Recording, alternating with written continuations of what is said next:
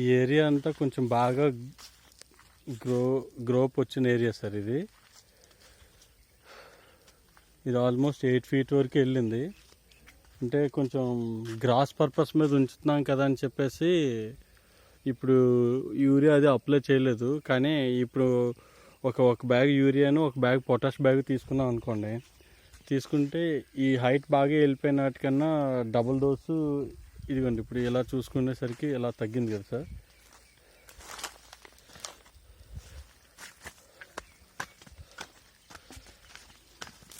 ఇటువైపు వచ్చేసరికి ఇలా కొంచెం గ్రోత్ బాగా స్లో అయిపోయింది సార్. అంటే కొంచెం ఫెర్టిలిటీ ప్రాబ్లం. మనం అప్పుడు సాయిల్లో ఫెర్టిలిటీ అయ్యలేదు, 2-3 సార్లు గ్రాస్ కూడా తీస్తాం ఇదే సాయిల్ మీద. అందువల్ల ఇప్పుడు ఇటువైపు యూరియా పొటాష్ కొంచెం ఎక్కువ ఇస్తాం. అటువైపు కొంచెం అంటే మ్యాండేటరీగా ఇవ్వాల్సింది పొటాష్ ఒకటే. ఆ పొటాష్ ఒకటే అటువైపు అప్లై చేయించేసి ఇటువైపు యూరియా పొటాష్ 2 కల్పిస్తే అప్పుడు యూనిఫామ్గా ఒకేలాగా వచ్చేస్తుంది సార్. అటువైపు ఫ్లవరింగ్ స్టార్ట్ అవుతుంది, ఇటువైపు ముందు ప్లాంట్ మెటబాలజీ ఇంప్రూవ్ అవుతుంది.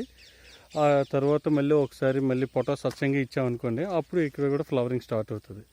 బేబీ కార్న్ స్టేజ్లో మొత్తం అంతా కటింగ్ చేసుకుంటే గ్రీన్ గ్రాస్ కన్నా ఉపయోగించుకోవచ్చు, లేదు అలా నిలబెట్టుకుంటే కార్న్ కన్నా ఉపయోగపడుతుంది. కానీ ఇప్పుడు కార్న్కి ప్రాబ్లం ఏంటంటే సార్, ఇక్కడ అడుగు పందులు వచ్చేస్తున్నాయి సార్.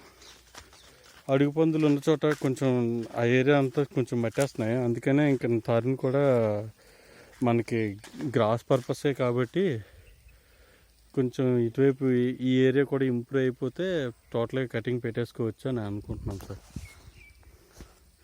ఇప్పుడు నెక్స్ట్ మీకు గ్రీన్ గ్రాస్వి గ్రీన్ పౌడర్ తాలూకువి ఫొటోస్ పంపిస్తాను సార్.